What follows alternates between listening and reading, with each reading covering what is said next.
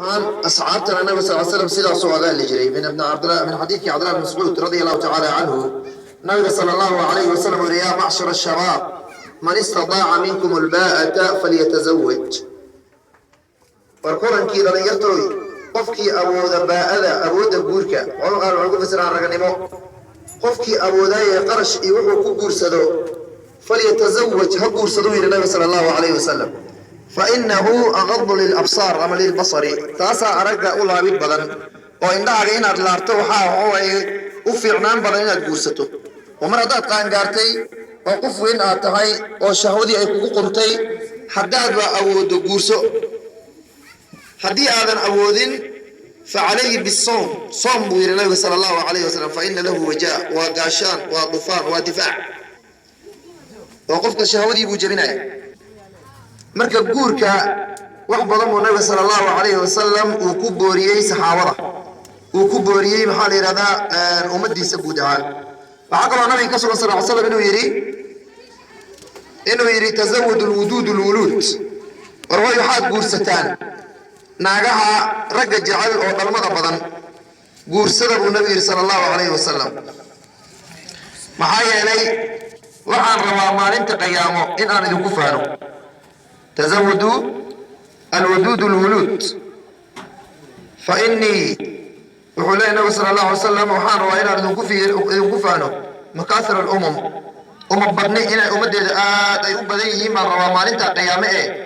دمرك وحبلت بدن ورجع جعل قرصدا والنبي صلى الله عليه وسلم المكة بورينتا أحاديث رب ضم قصة أرورتي وقت كانوا هو قاون waxaan ku soo gaabanayaa xadiidkii saddexdii nin oo saxaabada ka mid ahaa oo guriga nabiga intay booqdeen nabiga sallallahu alayhi wasallam cibaadadiisa xoogaa wax ka weydiiyey aswaajtii nabiga xaasaskiisa wax ka weydiiyeen markaasaa inay yareysteen bakaannama taqallalu inay la yaraatay waad moodaa markaas waxay yiraahdeen nabi maxamed sallallahu alayhi wasallam hadda dambigiisii hore iyo kii dambe waa la dhaafay ذنبك سوريكي هوركي دمبو ولا ضافي ليغفر لك الله ما تقدم من ذنبك وما تأخر مركب وحوى أنا قلت جوجنا لو محمد عبد السيد أو عبادي سنة وين كده يرينا يراده متكبر مركب وحوى إلى سد حنين بيحيى والي يري شن والوش جاي أفر ويش جاي علماء قار متكي مركب متكمل مركب وحوى يري أنا نرش هذا مالين تيوردن وانسومايا ما فرايو مالين وردن وانسونانا يا بقول صوم أنا سكان غنايا سنة كردن بوانسون ولي جاي أنت عمال أنا فوق جرت ما أفرايو كي كلام غيري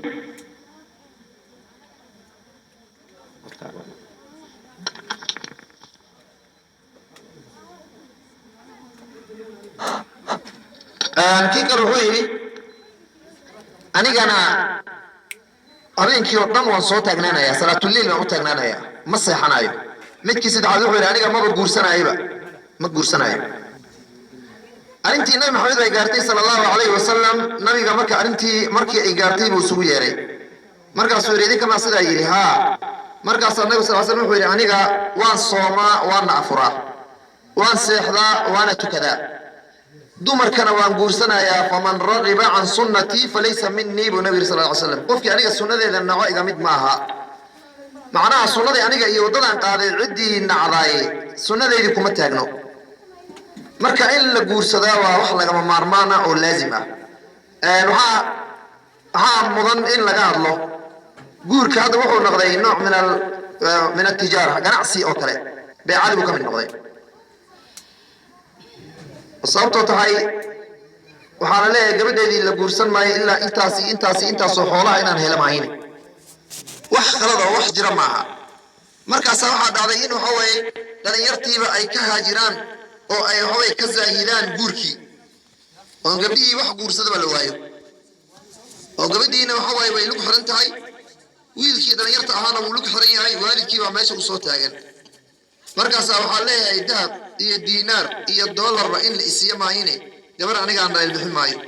waa wax qalad ah nabi sallallahu alayhi wasallam wuxuu leeyahay ila ataakum man tardawna diinahu wa quluquhu fazawjuhu وإلا تفعلوا تكن فتنة في الأرض وفساد كبير النبي صلى الله عليه وسلم هدو إليه ما ذو قفعة أبو كرسون تهين دين تيسا يا غلاق نيسا أقوريا laba arrimood baa laga fiirinaya waa inuu waxa waaye diin leeyahay taariku salaad maya mid taariku salaad oo salaadba aan ugu karin mid waxa waaye diinba aan shaqo ku lahayn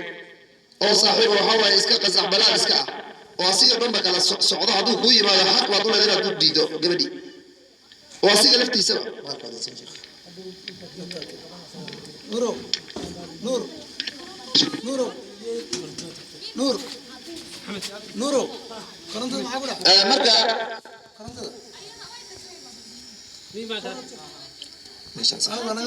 marka waxa waaye insha Allah gabadhii waa in loo guuriyaa haddii la helo qof diin iyo akhlaaq u saaxiib ah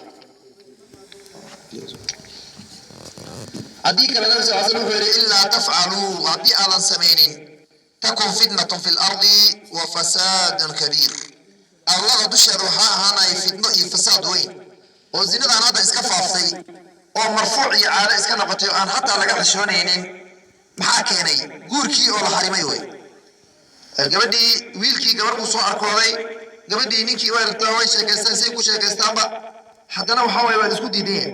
wiilkii dhuuntaa loo tagay waxaa leeyahay waladihiis gowrac intaasoo xoolaa geen hadda waa laba qof oo dhallinyaro ah oo xoogaana isku baahan inay xumaan sameeyaan buu shaydaan ku qalqaalinaya markii dambe inay xumaan sameeyaan uu shaydaankii ku qalqaalinaya beri marka waxaa waaye gabadhii markii xaaladeeda ay okay noqon waysay ama waxa waaye balaayo kale iska imaato ur iyo waxyaaba yimaado waa laga yaaba marka in gacmihii labada gacmo madaxa la isugu geeyo oo la yidhahdo bal gabadha naga boorsiiya ceeb ilaahay ha asture waxaa ma soconayaan waxaas ma soconaya marka waxa waaye gabadhii haddii la helo nin akhlaaq iyo diin leh u guuriya oo idinka soo doonto ha xayirin oo xoolaha ku xayirin nabi sala allahu calayhi wasalam nin xataa aan haysanin wuxuu maa qortulyoonkiisi aan haysanin buu u guuriyey xadiis dheer buu ahaa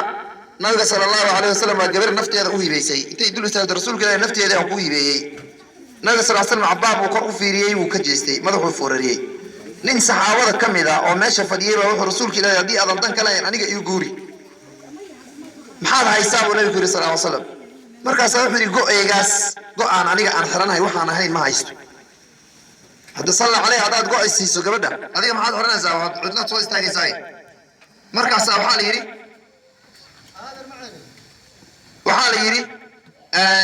waxaad soo raadisaa faraanti bir ah wax un soo raadi baa la faraanti bir baa allaha ka dhigay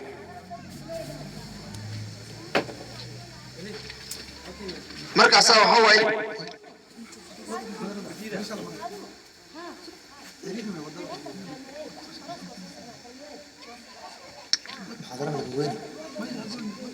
markaasaa waxaa waaye nabiga sala alla slam ninkii uu baxay uu soo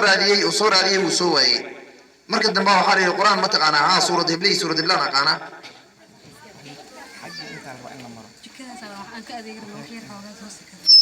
marka nabiga sala allahu alay wasalam suuradihii uu ugu guuriyey suuradihii qur-aanka baa waxaa la yidhi bar waan kuugu guuriyey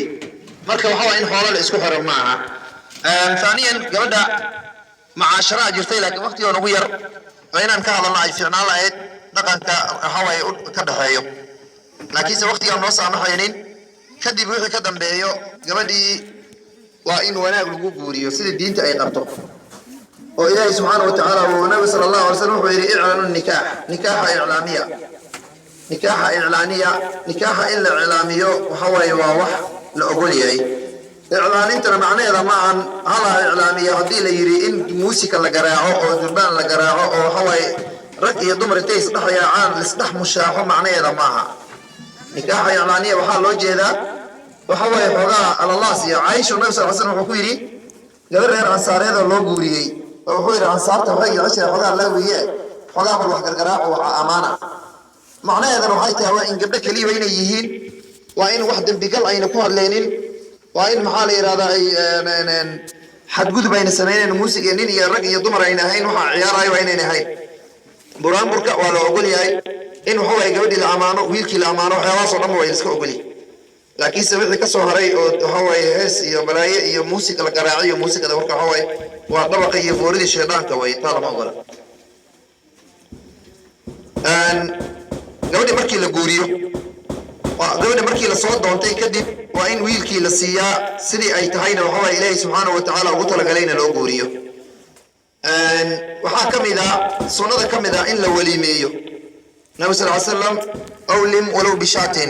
وحقورع النبي صلى الله عليه وسلم يري ناف قريب على كدقة marka in haway neef qariib Allah ka dhigay wax la gowraco sunnaday kamid tahay oo haway loo sameeyay gabadhii inta wixii ka dambeeyo ilaahay subhanahu wa ta'ala waa isku barakeenay waa loo duceynaya oo waxaan leeyahay barakallahu fiikuma ama barakallahu fiika wa baraka wa jamaa baynakuma bil khair ilaahay subhanahu wa ta'ala idin barakeeyo waxa way qeyrna ilaahay subhanahu wa ta'ala idin ku kulansiiyo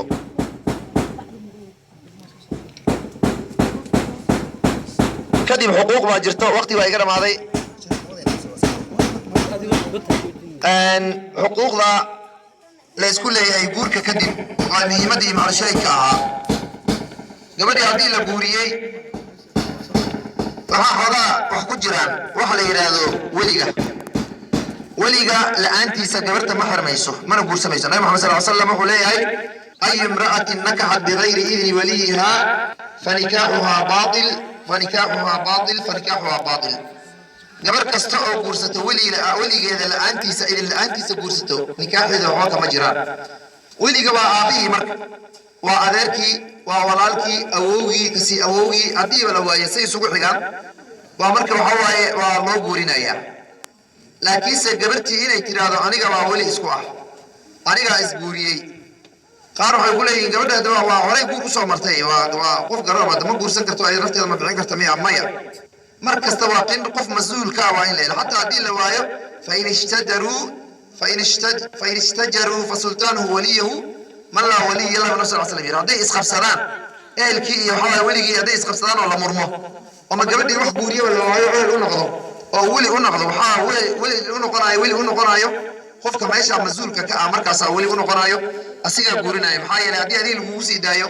cid ka dambaysana aad waysid saad rabtid inaad ka yeelataa suuragal ah marka waa in qof adiga ayada mas'uulka ah illa ilo bari hadaad ku soo xadgudubto ka dhicin kara illa ilo ayada waa iska miskiin inta waxa ka dambeeya marka weligii